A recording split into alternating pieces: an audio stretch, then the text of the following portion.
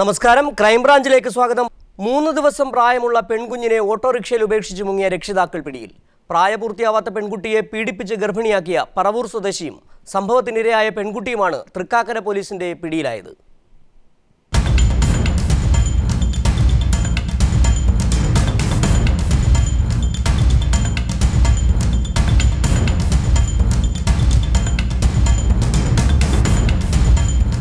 കഴിഞ്ഞ 18-ാം തീയതി വാഴക്കാലയിലെ ഒരു വീട്ടിൽ നിർത്തിയിട്ടിരുന്ന ഓട്ടോറിക്ഷയിൽ നിന്നായിരുന്നു 3 ദിവസം പ്രായമുള്ള പെൺകുഞ്ഞിനെ ഉപേക്ഷിച്ച നിലയിൽ കണ്ടെത്തിയത്. കുഞ്ഞിൻ്റെ കരച്ചിൽ കേട്ടെത്തിയവർ പോലീസിൽ വിവരമറിയിച്ചതിനെ തുടർന്ന് കുഞ്ഞിനെ എറണാകുളം ജനറൽ ആശുപത്രിയിലേക്ക് മാറ്റുകയായിരുന്നു. തുടർന്ന് പോലീസ് നടത്തിയ അന്വേഷണത്തിലാണ് കുഞ്ഞ് പറവൂരിലെ സ്വകാര്യ ആശുപത്രിയിൽ പിറന്നതാണെന്ന് കണ്ടെത്തിയത്. പിന്നീടുള്ള അന്വേഷണത്തിൽ പോലീസ് മാതാപിതാക്കളെ തിരിച്ചറിഞ്ഞു. പ്രതിയായ പറവൂർ സ്വദേശി നൌഫൽ ബന്ധുവായ പ്രായപൂർത്തിയാകാത്ത പെൺകുട്ടിയെ പീഡിപ്പിച്ച് ഗർഭിണിയാക്കിയതാണെന്ന് പോലീസ് കണ്ടെത്തി.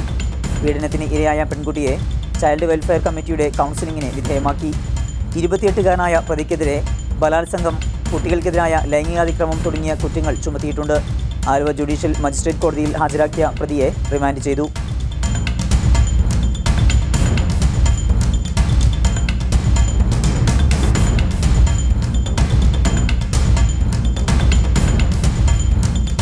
News bureau, Kochi.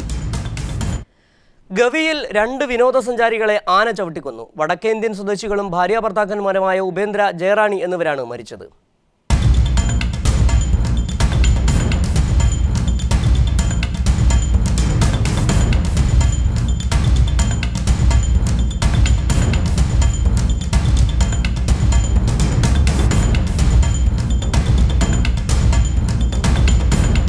ഗുജറാത്തിലെ അഹമ്മദാബാദ് സ്വദേശികളായ ഭുവനേന്ദ്രയും ഭാര്യ ഇന്ദ്രാണിയും ഇന്നലെ തേക്കടി സന്ദർശിച്ച ശേഷമാണ് ഇന്ന് പുലർച്ചെയോടെ ഗവി സന്ദർശിക്കാനെത്തിയത്.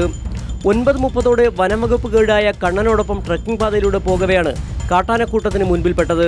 കാട്ടാനക്കൂട്ടത്തിന്റെ photo എടുക്കുന്നതിനിടെ flash മിന്നിയതാണ് കാട്ടാനക്കൂട്ടത്തെ പ്രകോപിപ്പിച്ചത്. കാട്ടാനക്കൂട്ടത്തിലുണ്ടായിരുന്ന കൊമ്പനാന ഇവർക്ക് നേരെ പാഞ്ഞെടുക്കുകയായിരുന്നു.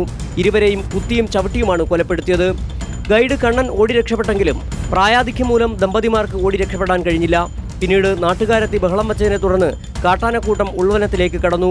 ഭുവനേന്ദ്രയുടെയും ഇന്ദ്രാണിയുടെയും മൃതദേഹങ്ങൾ വണ്ടിപ്പെരിയാർ താലൂക്ക് ആശുപത്രി മോർച്ചറിയിൽ സൂക്ഷിച്ചിരിക്കുകയാണ്. Kerala forest development corporation guest ഹൗസിൽ നൽകിയിരുന്ന മേൽവിലാസമാണ് ഇവരെ തിരിച്ചറിയാൻ സഹായിച്ചത്. News bureau, Pathanamthitta.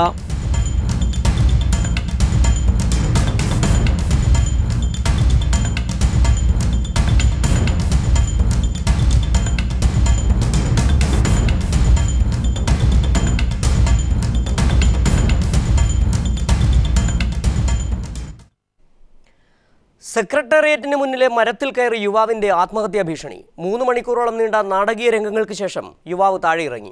KSRTC rank ലിസ്റ്റിലുള്ള തിരുവനന്തപുരം സ്വദേശിയാണ് ആത്മഹത്യാ ഭീഷണി മുഴക്കിയത്. സെക്രട്ടേറിയറ്റിന് മുന്നിൽ 24 മണിക്കൂർ സമരം നടത്തിവരികയായിരുന്നു KSRTC drivers rank holders association പ്രതിനിധികൾ. വൈകിട്ട് 4 മണിയോടെയാണ് റാങ്ക് ഹോൾഡേഴ്സ് ലിസ്റ്റിലെ ക്രിസ്റ്റഫർ ആത്മഹത്യാ ഭീഷണിയുമായി സമീപത്തെ മരത്തിന് മുകളിൽ കയറിയത്. തുടർന്ന് 3.5 മണിക്കൂറോളം ക്രിസ്റ്റഫർ ആത്മഹത്യാ ഭീഷണിയുമായി മരത്തിന് മുകളിൽ തന്നെ ഇരുന്നു. KSRTC ഡ്രൈവർമാരുടെ റാങ്ക് ലിസ്റ്റ് കാലാവധി നീട്ടണമെന്നും ലിസ്റ്റിലുള്ള 20,000-ഓളം ഉദ്യോഗാർത്ഥികൾക്ക് വേതനം നൽകണമെന്നുമായിരുന്നു പ്രധാന ആവശ്യം. ഫയർഫോഴ്സും പോലീസും സ്ഥലത്തെത്തിയെങ്കിലും ക്രിസ്റ്റഫർ താഴെ ഇറങ്ങാൻ കൂട്ടാക്കിയില്ല. തുടർന്ന് ADMന്റെ നേതൃത്വത്തിൽ മണിക്കൂറുകൾ നീണ്ട ചർച്ച നടന്നു. 3.5 മണിക്കൂറോളം സെക്രട്ടേറിയറ്റിന് മുന്നിൽ ഗതാഗതം തടസ്സപ്പെടുകയും വൻ ജനാവലിയുമുണ്ടായി. ജില്ലാ കളക്ടറുടെ സാന്നിധ്യത്തിൽ ചർച്ച നടത്താമെന്നും ഇനി റിപ്പോർട്ട് ചെയ്യുന്ന ഒഴിവിലേക്ക് ഈ ലിസ്റ്റിൽ നിന്നുള്ളവരെ പരിഗണിക്കാമെന്നുമുള്ള KSRTC MDയുടെ ഉറപ്പിന്മേലാണ് സമരം അവസാനിച്ചത്. News bureau, Thiruvananthapuram. കൊല്ലത്ത് മാല പൊട്ടിച്ചു കിടന്ന യുവാവിനെ പിന്തുടരുന്നതിനിടെ നിയന്ത്രണം വിട്ട് സ്കൂട്ടർ പോസ്റ്റിലിടിച്ച് വീട്ടമ്മ മരിച്ച സംഭവത്തിൽ പ്രതിഷേധം ശക്തമാകുന്നു. പോലീസിന്റെ വീഴ്ചയാണ് മാലമോഷ്ടാക്കൾ വിവരിക്കുന്നതിനിടയാക്കിയതെന്ന് ജനങ്ങൾ ആരോപിക്കുന്നു.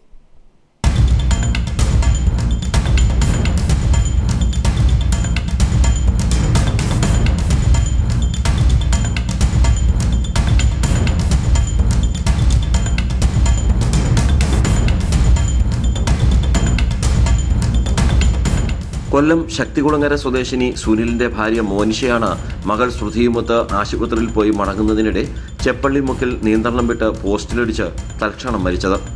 ഇന്നലെ രാത്രിയോടെ ചെപ്പള്ളിമുക്കിന് സമീപത്ത് വെച്ച് സ്കൂട്ടറിൽ വീട്ടിലേക്ക് പോകുന്നതിനിടെ ബൈക്കിലെത്തിയ അജ്ഞാത യുവാവ് മോനിഷയുടെ കഴുത്തിൽ നിന്ന് സ്വർണ്ണമാല പൊട്ടിക്കുകയായിരുന്നുവെന്ന് സംഭവത്തിന് ദൃക്സാക്ഷി കൂടിയായ മകൾ ശ്രുതി പറഞ്ഞു. കഴുത്തി കിടക്കുന്ന മാല അടിച്ചെടുത്തുണ്ടായിരുന്നു. അപ്പോഴാണെങ്കിൽ അമ്മ അല്ലെന്നും പറഞ്ഞു കുറേ മാവന്മാർ പുറകെ വണ്ടിയെല്ലാം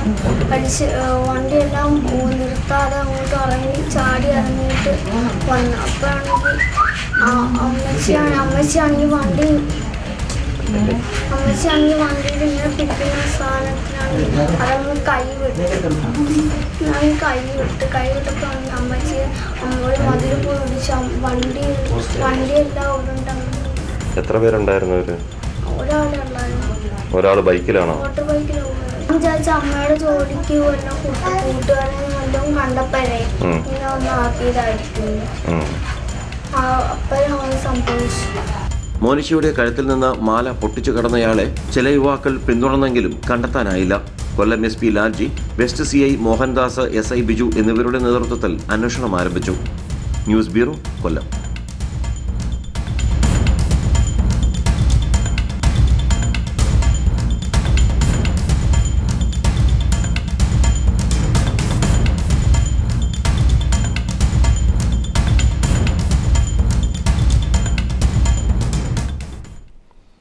ബാർക്കോഴ കേസിൽ ബിജു രമേശ് വിജിലൻസിന് തെളിവുകൾ കൈമാറി. കൂടുതൽ തെളിവുകൾ അടങ്ങിയ ഹാർഡ് ഡിസ്ക് കോടതിക്കോ കേന്ദ്ര ഏജൻസിക്കോ മാത്രമേ നൽകൂ എന്ന് ബിജു രമേശ് വ്യക്തമാക്കി. 2.5 മണിക്കൂർ ദൈർഘ്യമുള്ള ശബ്ദരേഖയടങ്ങിയ CD-യുമായാണ് ബിജു രമേശ് വിജിലൻസ് ഓഫീസിലെത്തിയത്.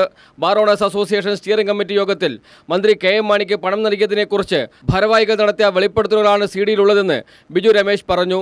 സാക്ഷികൾ കൂറുമാറാതിരിക്കാൻ സാക്ഷികൾ തന്നെ പറഞ്ഞിട്ടുള്ള മീറ്റിങ്ങുകൾ അവർ കൊണ്ടുപോയി കൊടുത്ത അസോസിയേഷൻ്റെ പൈസ പറഞ്ഞിട്ടുള്ളതിൻ്റെ പൂർണ്ണമായ രേഖകളാണ് ഇതിനകത്ത് ഉള്ളവർക്ക്. ഏകദേശം 2.5 മണിക്കൂറോളമുള്ള സംഭാഷണങ്ങളാണ് ഇന്ന് കൈമാറുന്നത്. 3 മണിക്ക് ആരംഭിച്ച CD പരിശോധന 7 മണിവരെ നീണ്ടുനിന്നു. CD-യിലെ വിശദാംശങ്ങൾ മുഴുവൻ വിജിലൻസ് ഉദ്യോഗസ്ഥർക്ക് ബോധ്യപ്പെടുത്തി കൊടുത്തിട്ടുണ്ടെന്ന് ബിജു രമേശ് പറഞ്ഞു. എൻ്റെ മൊഴിയല്ല, ഈ CD-യിലുള്ള കംപ്ലീറ്റ് ട്രാൻസാക്ഷൻ്റെ കംപ്ലീറ്റ് ഡീറ്റെയിൽസും അവർ ഓരോരുത്തർ കൊണ്ടുപോയി കൊടുത്തതും അതിൻ്റെ പൂർണ്ണമായിട്ടുള്ള വിവരങ്ങൾ ആദ്യം തൊട്ടേ ഉള്ളത് അതിനകത്തുണ്ട്. അത് കംപ്ലീറ്റ് ആയിട്ടുള്ള ചർച്ചയിലും അതിനുശേഷവും അത് കഴിഞ്ഞാൽ എന്തൊക്കെ ചെയ്യണമെന്നുള്ളതും എന്തൊക്കെ പൂർണ്ണ വിവരങ്ങൾ അതിനകത്തുണ്ട്. അത് കംപ്ലീറ്റ് ആയിട്ട് കൊടുത്തിട്ടുണ്ട്. അത് ആരൊക്കെയാണ് പറയുന്നതെന്നുള്ള സംഭാഷണങ്ങളുടെ ശബ്ദങ്ങൾ ആരുടെയൊക്കെയാണെന്നുള്ളത് പൂർണ്ണമായി അവർ എഴുതിയെടുത്തിട്ടുണ്ട്. അതിനുശേഷം ഇനി അത് ഫെയറായിട്ട് ഇന്ന് രാത്രി കൊണ്ട് തന്നെ അവർ തീർത്തതിന് ശേഷം മാത്രമേ എൻ്റെ മൊഴി ഈ എവിഡൻസുമായിട്ട് ചേർന്ന മൊഴി രണ്ടാമത് രേഖപ്പെടുത്തുള്ളൂ. ജേക്കബ് തോമസിന് സ്ഥാനക്കയറ്റം നൽകി വിജിലൻസ് ADGP സ്ഥാനത്ത് നിന്നും മാറ്റിയതോടെ അന്വേഷണ ഉദ്യോഗസ്ഥരുടെ ആത്മവീര്യം തകർന്നതായി ബിജു രമേശ് പറഞ്ഞു. ഇന്ന് അന്ന് വളരെ സന്തോഷവാനായിരുന്ന സുകേഷ് സാറിൻ്റെ മുഖം ഇന്ന് വളരെ ടെൻഷനിലാണ് ഓരോ കാര്യങ്ങളും ചെയ്യുന്നത്. അപ്പോൾ അദ്ദേഹത്തിനും നല്ല സമ്മർദ്ദങ്ങളോ പ്രഷറോ ഉണ്ട് എന്ന് സാധാരണ ഇതിൽ തന്നെ അദ്ദേഹം വളരെ മൂകമായിട്ടാണ് ഞാനിന്ന് സുകേഷ് സാറിനെ കാണപ്പെട്ടത്. CBI അന്വേഷണം ആവശ്യപ്പെട്ട് രാഷ്ട്രീയ പാർട്ടി നേതാക്കൾ കോടതിയെ സമീപിച്ചാൽ കേസിൽ കക്ഷി ചേരുമെന്നും ബിജു രമേശ് അറിയിച്ചു. News bureau, Thiruvananthapuram.